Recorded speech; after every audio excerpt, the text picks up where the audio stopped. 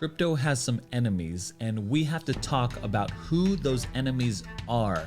There's this recent tweet that put out this memo exposing exactly who are the enemies of crypto. And in this video, we're going to go line by line and kind of refute and just kind of talk about some of these really crazy accusations and how we should be thinking about the future of crypto and who is standing in the way of innovation.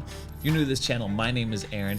I'm on a journey to my next Bitcoin. I'm just a cowboy exploring the wild west of cryptocurrencies. Thanks for watching, and let's get right into this thing. So Eleanor Terrett, okay, she is a journalist, and she put out this memo that she uncovered, okay? It's basically circulating among Democrat committee members, containing key messages from FSC. This is the financial service committees to stick to, including supporting the SEC's SEC's total control and authority over crypto regulation. Okay, so it's basically the agenda for the SEC, and this is a memo putting it out to all these Democrats saying, everybody get on board, get on the same page. These are the talking points. Everyone's going to stick to these talking points.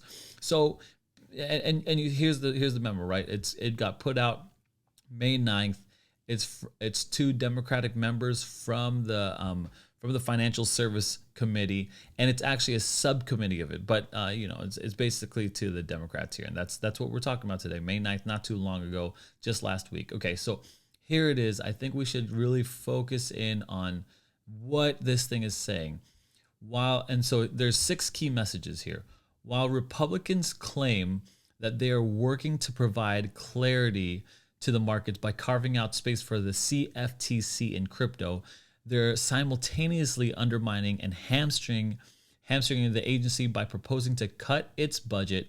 Republicans are proving that they really aren't serious about protecting investors and consumers. This is a problem here. Okay. Immediately off the bat, they are attacking the Republicans. This is a very partisan memo. They are saying they're the bad guy, right? They're claiming to bring clarity. And I think this is important because I think what some of these Republicans are doing, I'm not saying all of them because I don't want to say they're all good, but some of these Republicans are saying, hey, we need to see clear boundaries of what these businesses and developers can and can't do, what financial services are allowed and what are not allowed. It's just clarity. It's not stifling anything. It's just so that everyone is on the same page and it's clear. And some of that is being brought to light because they're trying to cut the budget here. And when we say cut the budget, when I hear cutting budget, I really hear eliminating waste. I'm hearing, okay, we're not going to waste money by doing this course of action. And in this case, maybe they will be saving taxpayer dollars from being wasted. And so when I hear cuts to a budget, I love it. I'm like, okay, this is great. So cuts to a budget is not a direct equivalent to protecting investors and consumers. Actually, what they do is they make a moral stance about this. It's like, oh, you're going to cut the budget? How dare you? You don't care about protecting investors. And this is just a ploy, right? This is just an appeal. It's not rooted in any kind of facts. It's just an appeal to like emotional, just this argument, this false argument that they don't care about protecting investors because they're cutting the budgets to the CFTC. So I think that's totally off base, but it gets even worse here. Committee Republicans are trying to pass a pro-crypto legislation in June. So that's fact, right? Committee Republicans are trying to pass pro-crypto legislation in June, which is next month, which is great, okay? Well, newsflash, our nation is set to default on its debt as early as June 1st. Okay, let me just read. Republicans' #1 priority must be to join Democrats in passing a clean debt ceiling bill to avoid economic catastrophe before it's too late. Okay, a couple things here. One, you don't have to eliminate all other agendas to just address another agenda. I know that there are other agendas that the Democrats have for June, for July, for the third quarter, for the fourth quarter, for next year. Why does it have to be the Republicans have to like cancel, stop everything because our nation's gonna go into default? So that's the first thing. You don't have to eliminate one agenda to achieve another agenda. That's silly. We don't do this in real life. We multitask. We chase down multiple things at one time. You could take care of your family. That could be an agenda, and take care of something in business. You could take care of two things at business at one time and chase down both two agendas. It's silly. That's the first thing. The second thing is that they're trying to pass a pro-crypto legislation. There is no pro-crypto legislation that's been in the works for Democrats. The Republicans are trying to push it. Okay, let's just get that.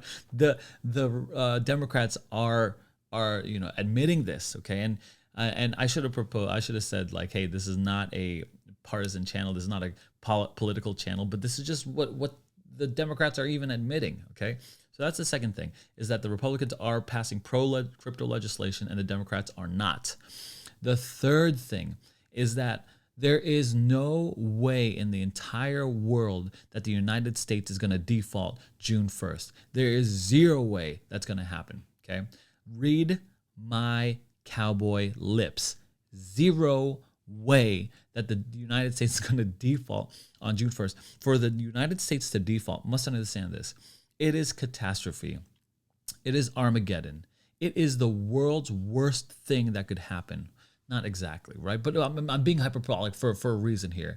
That would be so earth-shattering to so many other markets in the world, so many other countries, so many other X, Y, Z, and it would just totally ruin everything. Forget like forget crypto for a second. You're gonna have to have your wealth in whiskey and bullets. Okay, so that isn't even an issue. They're gonna raise the debt ceiling. It's gonna happen, but it's one of these, like, it's another smokescreen by these Democrats. And I'm not saying all the Democrats. I wouldn't paint all of them with one brush, but whoever is receiving this and whoever is hopping on board this and whoever wrote this thing, 100% is not for crypto in any sort of way. Okay, so let's go to the third one. Republicans have decided to embark on a partisan pursuit of sweeping digital assets legislation. Okay, so that's what they're doing.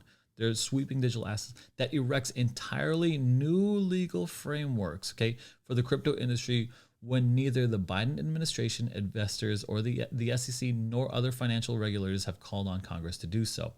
Okay, so what this is saying is that only the Republicans are trying to provide regulatory clarity, right, and pro-crypto legislation, and that erects for new legal frameworks. Okay, they are the only ones that are trying to pass this kind of stuff, that trying to progress crypto forward by the Democrats' own admission. Okay, not anyone else's, but by its self-admission. And I want to say this is that they're obviously the Biden administration and the SEC and other financial regulators are not going to want this, because that would mean that their new legal frameworks, that if they were erected, they would lose power. They would lose control. They would lose the ability to maintain their dominance and their authority over the financial system. That is something they do not want to do. Who would, honestly, who would? Who would want to give up their power anyway if you were sitting on top for so long? The problem here is that they're saying that new legal frameworks are bad. It's not bad. The innovation is happening. Technology is advancing. When the internet came out, of course they had to change newspaper law into internet law. Of course there had to be some new legal frameworks. Of course you can't, when the car was invented, when the Model T was invented, they didn't attribute horse and buggy rules and regulation to the automobile. That's silly. And so now we have blockchain technology and crypto and Bitcoin. Well, of course we have to. And then someday in the future, I'm going to have a jetpack, and jetpacks are going to be popular. And they're going to have to attribute more legal framework for that. And then I'm going to have a rocket ship and a little levitating, jet. You're going to have to come up with a new legal framework for that too. So this is silly. They're equating new legal frameworks, and they're saying that no one is calling for this. And the reason why no one's calling for that is because it destroys and it erodes their power, their nucleus of power. And there's nothing wrong with new legal frameworks. It's so silly. And that goes into number 4 here a lot. Point number 4 says this.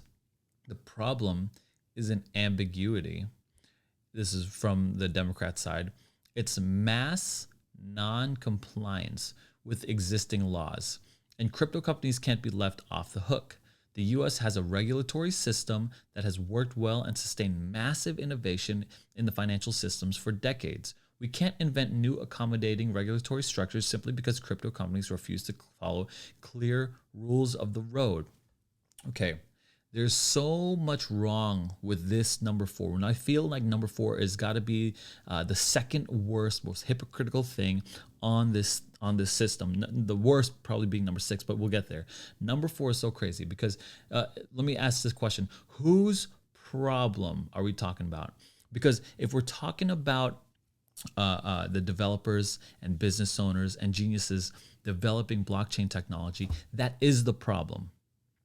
Ambiguity is the problem. Regulatory clarity is the problem here because they don't know what they can do and not do. It's like playing a game and not knowing the rules. And the person you're playing the game against gets to make up the rules as they go along and not tell you what the rules are and then punish you for breaking their made up rule that they made up after you did an action.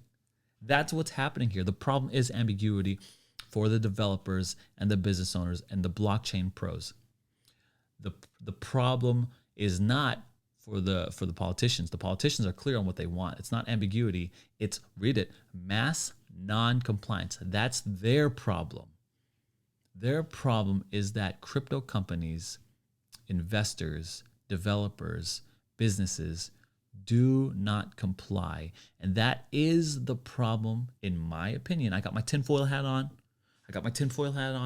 I'm a skeptic, right? I'm that guy who's like, oh, okay, what's happening here? That is the problem for people who have all the power, who have power over all your laws, who have power over all the finances, who have power over you and me. It's non-compliance. And that's the solution that crypto offers. It's that, hey, yeah, we don't comply. We do not comply to how the finances are run in this country. We do not comply to you controlling all of the power with your existing laws. So they're saying we can't invent anything new because of some little innovation called blockchain technology. That's silly. Okay, that's silly. It's as silly as saying, oh, okay, we don't have to we have the horse and buggy, okay, and the car needs to adapt to the horse and buggy rules. The internet has to adapt to newspaper rules. It doesn't make sense. It doesn't make any kind of sense. This is revolutionary technology, game changing on so many levels. And just read what they're saying here, very plain and clear, that their real problem is that you and I do not comply. And now we have a tool. It's blockchain, it's crypto, it's the transfer of value without them having to get their grubby little hands on it. Okay, let me get off my soapbox because I could talk about that one for a while. Number 5, is it a turf war if no one is fighting? Both SEC and CFTC are aligned on the fact that the SEC is the regulator to determine if crypto assets are securities, and the SEC has made clear that nearly all crypto assets are securities. End of story. I actually kind of agree with this one. Kind of. Okay. It's not a turf war between the SEC and the CFTC. There's this little thing back and forth that they're like, oh no, this is under the commodities, and this is under the securities, and they're fighting over who gets to rule over crypto. Frankly, they don't care, right? They just want a little more power. They're going to be out of their chairs anyway. They're going to rotate out and all that stuff. It's not the SEC versus FTC. It's actually the SEC and FTC and government versus you and me. Okay? You. I'm just going to put a you. It's the SEC and FTC and government versus crypto. It's them against innovation. It's them against progress. It's them against freedom. It's them against mass non-compliance. That's what they're against. It's not a turf war between those two entities or organizations.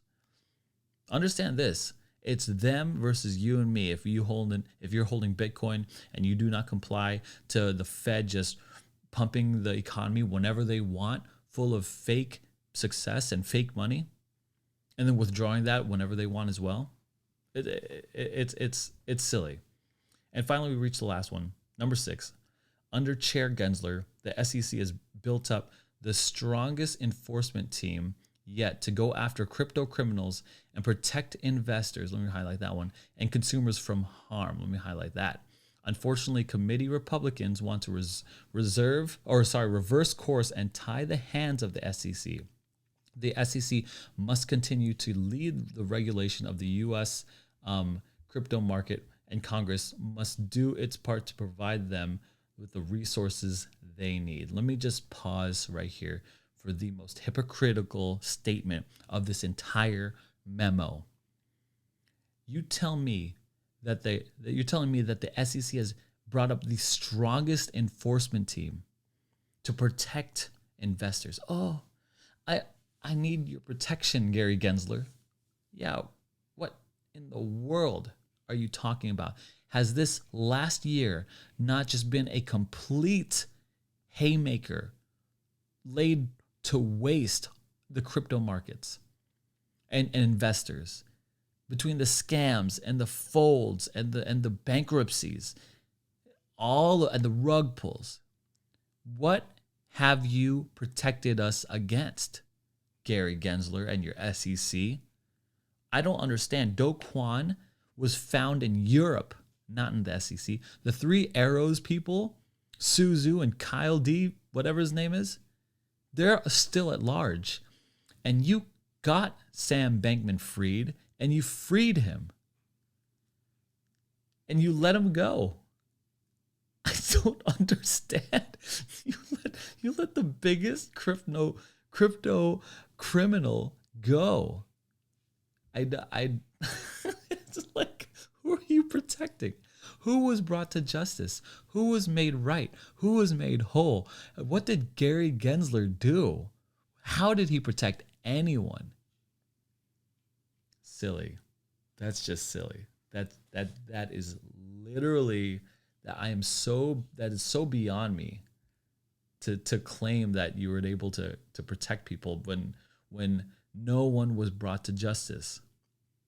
No one was protected. Why do we even need you? Look, crypto, Bitcoin is all about self-custody. It's a dangerous world out there.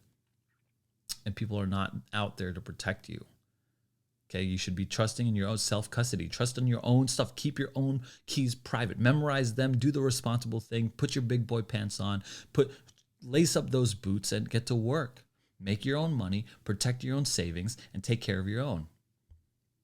Don't expect the government to come and give a handout. Don't expect the government to give you protections. They're going to give you your protections and take your freedom. And once your freedom's taken away, then you're not protected, and then you're still going to get hurt. And now your freedom's gone. Self-custody, guys. Self-custody. Anyway, that one went a little longer than I thought, but I was a little heated. Anyway, thanks for watching. Thanks for watching this video. I want to end on a light note, okay? I just want to end on a light note. Guys, just I don't know what to say. Thanks for watching. I'm just so shocked beyond this. The link is in the description if you want to check that out yourself. Thanks for watching. I'll see you guys later.